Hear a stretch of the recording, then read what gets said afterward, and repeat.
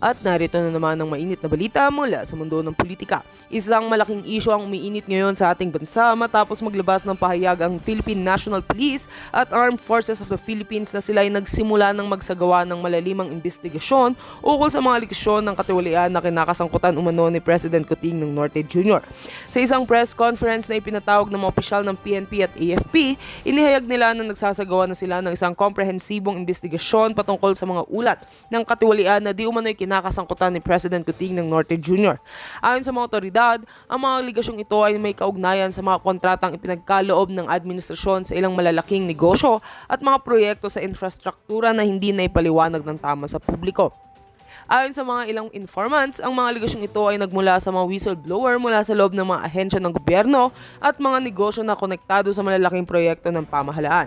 May mga ulat ding nagsasabing may mga high-ranking officials na sangkot sa mga iligal na transaksyon kung saan umano'y nagnanakaw ng pondo ang mga ito. Ang mga aligasyong ito ay tila nagiging sentro ng mga diskusyon sa mga social media platforms at nagsimula ng makuha ang atensyon ng ilang sektor ng lipunan. Sa kabila ng mga aligasyong ito, iginit naman ng mga tagapagsalita ng Malacanang na ang mga paratang ay walang batayan at may layuning maghasik lamang ng kalituhan.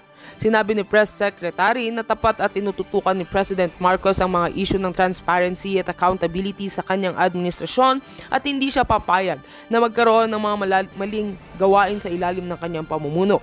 Ngunit iginiit ng PNP at AFP na kanilang tutulungan ang mga investigador na matukoy ang buong katotohanan sa likod ng mga akusasyon.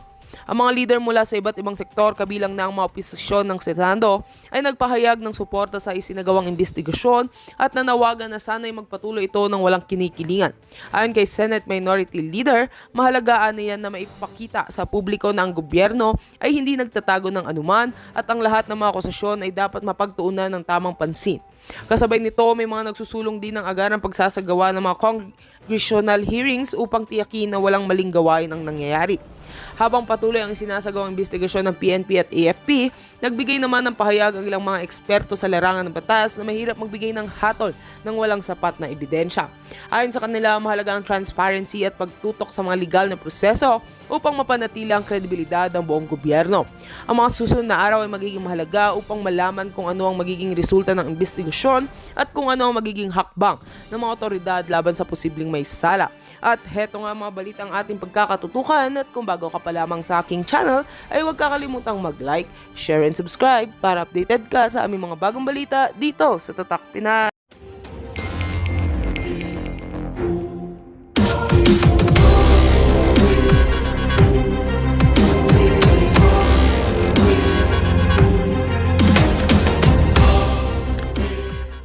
Talagang lalaban ito mga ito. Kaya kailangan maging mahinahon din tayo. Kaya palaging padaanin natin sa batas. Kaya tayo may mga hukuman eh. Ngayon, pagdating naman doon sa mga taong bayan, gaya ho ng aking palaging sinasabi sa programa natin, magsalita tayo at dagdagan pa natin, lumabas na tayo. Tayo yung peaceable assembling tinatawag. Yan naman karapatan sa saligang batas. Yung ginagawa ninyo sa Mindiola, okay yun. Papayag kayo ng mga kinaingin doon, demanding your right, asking for protection from the government which the people have created. Yun dapat ganoon para yun ay lumawak ang tao. At hindi kailangan, alam nyo, may nagsabi sa akin, ang problema kasi kailangan natin ng pera. Ako, kung sasanayin nyo ang tao sa bawat rally, papakainin nyo, bibigay kayo ng transportasyon, masasana yan. Gayahin nyo po yung ginawa namin nung panahon ng Marcos Senior rule nung kami ay lumaban sa kanila sa punto ng paglabag nila sa karapatang pangtao. Dati-dati, pinopondohan ng mga politiko noon sa pagrarally. Nung hininto ng nasirang Presidente Marcos Senior yung pagbibigay ng pondo sa mga rally, kami ni Nilo Tayag, sabi namin nung kay Speaker Rodriguez, hindi namin kailangan ng pera, kailangan lang ho namin sound system. Wala pang 2,000-3,000 yan. Yun lang ang kailangan namin. Yung po ang ginawa namin, kaya yung mga rally noon against the Marcos dictatorship or rule, kami yung ninilotayag at ng mga kasama namin sa Kilusan ang nanawagan sa taong bayan. Sabi namin, magdala kayo ng inyong mga pagkain, magdala kayo ng inyong mga baon, mamasahe po kayo, kung may kotse kayo, gamitin yung mga kotse nyo, mag-jeep tayo, punta tayo. Hindi po ba? Sunod-sunod ang mga rally, araw-araw noon, walang perang ginastos. Eh ano ang gawin natin? Kailangan kasi ipakita mo sa taong bayan, na talagang tayo naninindigan at pakita niyo sa gobyerno na hindi po pwede yung kanilang ginagawa. Pero kung puro lang tayo salita, mumurahin na natin ang mumurahin, wala yan, hindi matitinag yan, lalong mabangi siya. Pero pag nakita nilang napakalawak ang protesta at nanganganib na sila'y matumba o mawala sa kapangyarihan, ituloy yan. Kung hindi, talagang tuloy ang mawawala na sa kapangyarihan. Attorney Sal, maraming salamat po sa inyong panahon ngayon pong tanghali. Mabuhay po kayo, sir. Salamat. Yan po si Attorney Sal Panelo, ang program host ng palatuntunang problema nyo ay tawag kay Panelo at isa pong batikang abogado. 8 minutes bago po mag-alas 12 ng tanghali. Tuloy-tuloy pa rin po ang operasyon. Mukhang nawala ng signal doon, partner, sa loob. At hindi nakapag-live, wala ng live feed yung ating mga partner. Tawagan natin siguro yung mga tropa natin sa Banateros. Malaman natin kung ano ang kanilang point of view o personal na karanasan nang nagpunta po doon kanina hanggang ngayon ang mga pulis. Sabi dito, partner ni Gemma Blanca Flor, nakakabahala na ang sitwasyon ng taong bayan ngayon sa Pilipinas. Sabi naman dito ni Joy Shizu, tama ka po, Attorney Sal, at sana raw tama pala yung pasya niya na mag-abroad muna, partner, mag-ibang bayan dahil magulo daw ngayon dito sa Pilipinas. Maraming salamat po sa inyo na patuloy pong nagpapadala ng mga pagsuportang mensahe. Samantala, nasa ating linya naman ang resident minister ng KOJC, walang iba si Brother Carlo Catiil. Malaman natin ang sitwasyon ngayon sa compound. Brother Carlo, magandang tanghali. Si Admar, si MJ. Yes, magandang tanghali, Admar, MJ. Kamusta na po dyan sa loob ng compound? Totoo bang may signal jam na at hindi na kayo nakaka-access ng internet data? So far, meron internet kasi naka-wifi ako ngayon, no? Ewan ko lang sa ibang lugar kasi iba naman yung wifi na dito kasi ako sa gate sa gate nakatoka. So, dito ka rin naka-standby kasi ginawa na nilang parang bahay itong ating lugar dito, yung ating buong simbahan. Kumbaga, iba't ibang lugar dito sa hangar, may ilang batalyon doon. Dito naman sa harap ng Kingdom, may ilang batalyon din. Yung mga anti-riot nila. Aside from anti-riot nila, marami din yung naka-uniforme lang na police na walang mga baril, yung mga nag-i-inspect. Tapos yung mga Special Action Force na full battle gear, yun yung nag-iikot-ikot. So buong kuwan parang invasion. Sinakop na po nila tayo dito. Tapos magpapa-interview sana kaming media sa labas kasi para marinig yung boses natin kasi maraming media nag-aabang doon. Hindi po tayo pinapayagang lumabas. Kasi pag lumabas tayo, hindi natin makakapasok. Kailangan doon ng court order. Lugar natin to. Bakit ganyan sila? Walang batas na pinapairal. May namatay na po. Marami pong nag-collapse. At may video po tayo dyan. Biruin mo, walang puso ang Tory na yan. Sa harap niya mismo may na-collapse na batang babae. Ang sabi niya, pinagtawan niya, drama lang daw. Biruin mo yan, yung namatay, drama lang ba yun? Yung mga inatake, yung tinirgas nila, drama lang ba yun? Yung mga na-collapse dito because severe heart attack. Yung napakain ko lang kain. Napakainit mo, wala pang agahan, wala pang tanghalian dahil sa presensya nila. Na-collapse, so nawala ng malay. Drama po ba yun? Ganun po ang klaseng utak itong si Tory nito. Walang puso, garapalan at nuknukan ng sinungaling. Walang, yung lahat ng kanyang salita, hindi dapat paniwalaan yan. At doon naman, nag-interview siya sa media para pagtakpan kasi napahiya siya. Nakailang ikot na sila. Isang building, hindi lang po isang grupo ang nag-check. Binalikan pa po ng binalikan, 7 grupo, balik ng balik. Ngayon na naman, nagpahinga lang na sila, babalik na naman. Ano bang klase ito? Wala na pong batas dito. Parang hinostage po kami sa sarili naming lugar. Katawa-tawa pa. Tingnan yan. At yung mga kapulisan dito, happy ang kapulisan dito na dito. Marami din ako sa pagod na, galit na gusto nang umuwi. Kaso, ayaw pa daw ni Tory. Biruin mo yan, mga sarili niyang tauhan, inaabuso niya. Ganyan siya, mapang-abuso. parang siya yung batas. Ayaw niyang lumabas, ayaw niya kasi mapapahiya siya, magre-report na siya doon kay Abalos at kay Bangag. Mapapahiya talaga siya kasi namuti na lang ang mata niya, wala siyang nakuha, wala siyang nahanap. Kaya gagawa ng eksena ito. Babantayan namin ito, gagawa ito ng eksena para may divert ang attention. Pilit nila kaming pinoprovoke eh. Tahimik kami, nakatayo lang dyan. Nagtatanong kami, tapos ididiin nila kami. Gagamitan kami ng gas para aatras kami.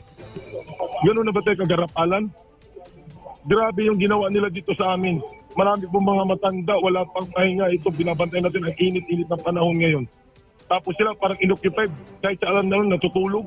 Lumalapag lang dyan sa kwarto namin. May mga pulis, natutulog na. Diyan sa Masiban, kwarto po namin yan. Natutulog na.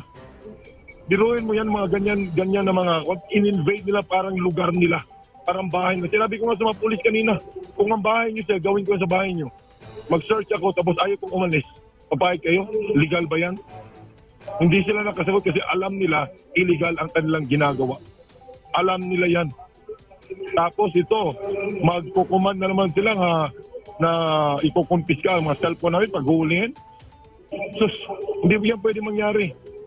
Ito pong lugar namin, sa amin po ito, pamamahay po namin ito. Itong si Torre, parang siya yung batas, parang martial na dito sa Davao. Nakita yung pinifilter, hindi po kami makalabas. Ang boses namin sinisikil. Marami po naghihintay dyan sa labas. Siya ang number na nagpapa-interview, puro kasinungalingan. Biruin mo, may sinabi siya kasi may na-detect daw na heartbeat dito sa loob. Ano pala kami, mga zombie, mayroong heartbeat talaga mga tao dito. Kala nagtatago daw kahit saan-saan. Uulitin na naman nila. Biruin mo itong kingdom, may malaking haligi dyan.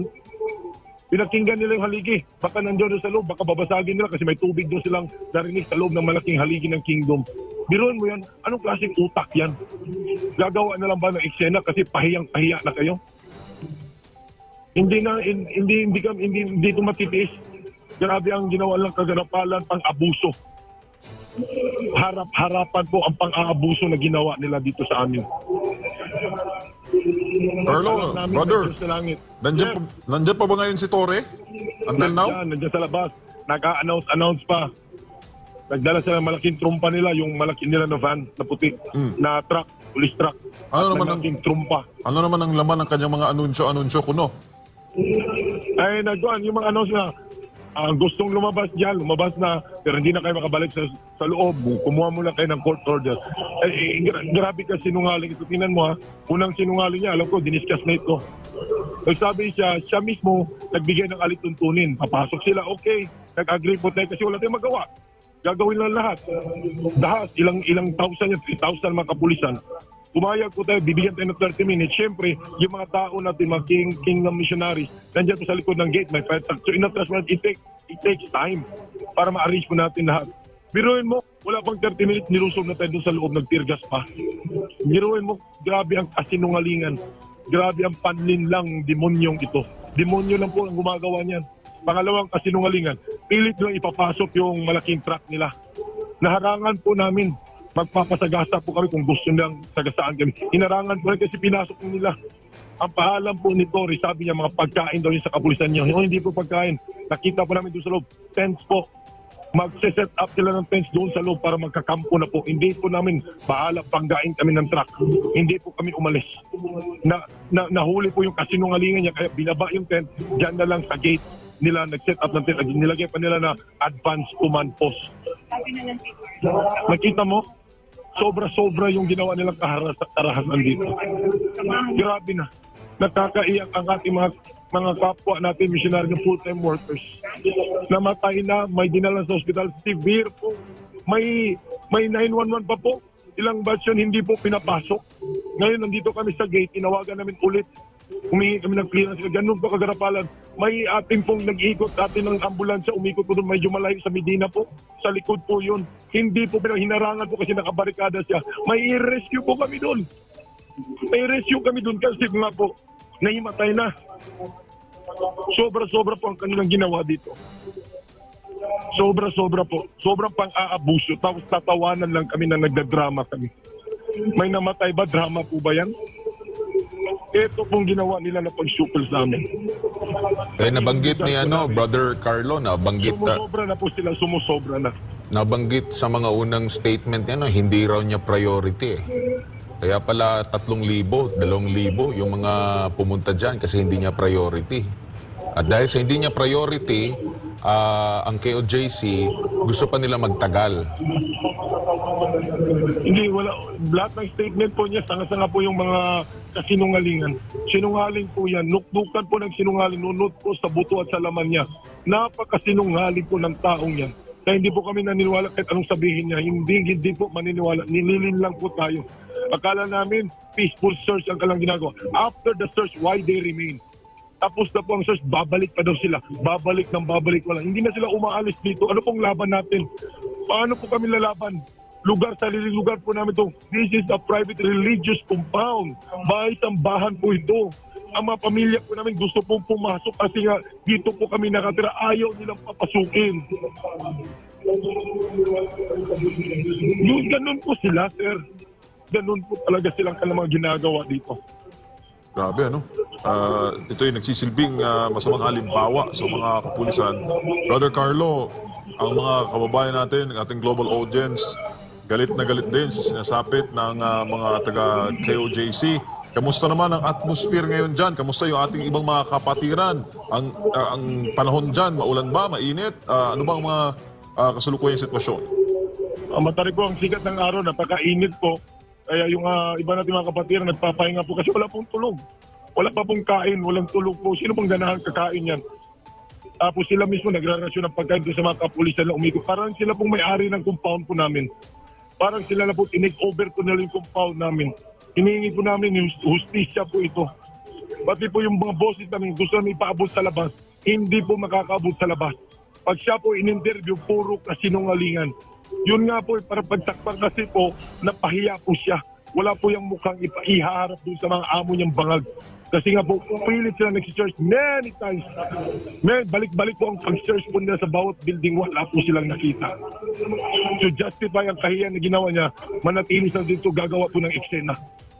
Babantayan po namin yan, kami po dito sa Kingdom of Jesus Christ, manatili po kami na nakatayo. Bilang mga full-time miracle workers po dito, hindi po namin iwan ang lugar na ito kasi binigay po ito ng Ama. Kahit po anong mangyari, hindi mo kami mapanghinaan ng loob. At itong ginawa nila, dalangin namin sa Ama, babalik yan sa kanilang mga pamilya, sa kanilang mga mahal sa buhay, mga asawa, mga anak, babalik at babalik yan sa kanilang lahat. Itong pang-aabuso na ginawa nila. Kami po ang namatayan, pinagtatawanan pa at sinasabing drama lang. Ikaw, Tori, babalik yan sa buhay mo at ang pamilya mo at mismo ang mga anak mo at mahal mo sa buhay. Tandaan mo yan. So, pag umikot sila, Brother sa langit. Brother Carlo, pag umikot sila, pang-5, pang-6 na lang ikot yan. Sobra po, kagaya sa Kingdom. Hindi lang po isang batch. Pagkatapos mag-ikot ng isang team nila, lalabas, punta ng ibang building. Ibang team naman po ang papasok. Tapos lalabas, pupunta sa ibang building naman, ibang team na naman. Many times po. Sa kasalukuyan ba? Libuin mo, ang mga pulis, pinagalitan pa niya. Bakit hindi siya? Tapos isinjustify ng mga pulis niya. Search, tapos na po. Tapos siya na nag-search. Kung nakita mo sa video, wait, walang tiwala sa mga tauhan niya. Bakit pa siya nagdala ng tauhan niya? Dapat siya na lang nag-search mag-isa. Kaya nga yung iba dito ng mga kapulisan, yung mga matitino. May mga matitino din pulis. May mga matitino din. Galit na galit din sa kanya. Gusto lang umuwi kasi pagod. Alam, biruin mo, may nakausap ko itong Muslim. Pinull out sila galing ng Mindoro, galing ng Maynila. Hindi nila alam. Dito lang sa binripping kung anong gagawin. Galit na galit sila. Pero paano sila makapag-voice out? Kagaya po sa amin, sila sumusunod sa kaya sinasabi namin kahit ba illegal, susundin nyo ang utos. Kahit ba pang-aabuso na, hindi yan yung sinumpaan yung tungkulin. Dapat kami protektahan nyo bilang mga pangkaranyong ordinaryong mamamayan, civilian. Wala kami galapan-laban dito, walang armas. Wala lahat. Sila lahat, tingnan nyo. Tingnan nyo dyan, yung mga mataas kalibre ng baril nila. May mga device pa sila dyan, kinakabit nilalagay at sa harap ng ating gate. Tingnan nyo, may nakamonitor na camera, diretso yan dun sa Malacanang. Live feed kung saan man yung command center nila. real time palang monitoring dyan, ano? Kaya pala, ano, matindi ang operasyon kasi meron tayo na tatanggap ng mga feedback mula sa kanya mga kasama din. Nagsasabi na bukang bibig daw ni Torre, patay kung patay, kasuhan kung kasuhan, tatapusin niya to, yung trabaho. So meaning, by all means, kahit may masaktan, talagang itutuloy niya at itutuloy. Yeah, ang utak nito, kriminal ang utak nito. Isa itong kriminal na utak na general. Ewan ko bakit, paano naging general to dinamita ng general police. Kriminal po ang utak nito. Kita kami dito sa KOJC, ayaw namin ng kaguluhan. Ayaw namin na magbasag mukha. Kung inaakala ng bobo kami dito, mga walang alam, nagkakamali po sila. Huwag niya kami itulad sa sarili niya. Grabe, sobra-sobra ang kanilang ginawa dito na panggigipit, ang aabuso. Wala po tayong narinig. I'm calling also the media. Pero mo, GMA, I'm calling you. Tingnan mo yung pinost nyo dyan sa online ninyo. Hundreds of men daw sumalakay. Hindi po hundreds of men. 3,000 plus po. Batalyon, different divisions, different unit ng Philippine National Police. Mindanao wide. Kumuha pa sila Mindoro at Manila. Kami pong paniwalaan nyo kasi kami po ang nandito. Huwag pong ganyan, parang minamaliit nyo po. Parang minamaliit nyo po ang nangyari dito sa loob. Kung makapasok kayo dito sa loob, tingnan nyo kung anong totoong nangyari. Yun yung pakiusap natin sa mga media sa tagalabas. Be fair. Be fair. Yung mga lumalabas po na inyo naman news, grabe. Sinitwist. Side lang ni Tory ang kinukuha ninyo. Brother Carlo, sa kasalukuyan ba, ongoing pa rin yung search nila? Kasi may nakikita na ako na mga police is naka-arrest na sila. Instead na pwede silang... May ginagawang briefing na naman. Ang briefing na ginawa sa kanila, papasok ulit. Pero may nakaposisyon ito yung taga-search na lumabas. Pinripping sila, papasok ulit. Isa-isa, balik-balikan. Huwag lumabas hanggang di makita. Biruin mo yan? Oo, kumbaga 100% siyang sure na andyan yung kanilang target. O ang tanong pa nga, kung kilala nila yung target nila. Tandaan mo, Admar, MJ, yung purpose nila hindi lang po pag-aresto. Yung purpose nila i-invade, takupin ang lugar po natin. So sa kasalukuyan ay tuloy-tuloy pa rin yung may briefing na nangyayari. Tuloy-tuloy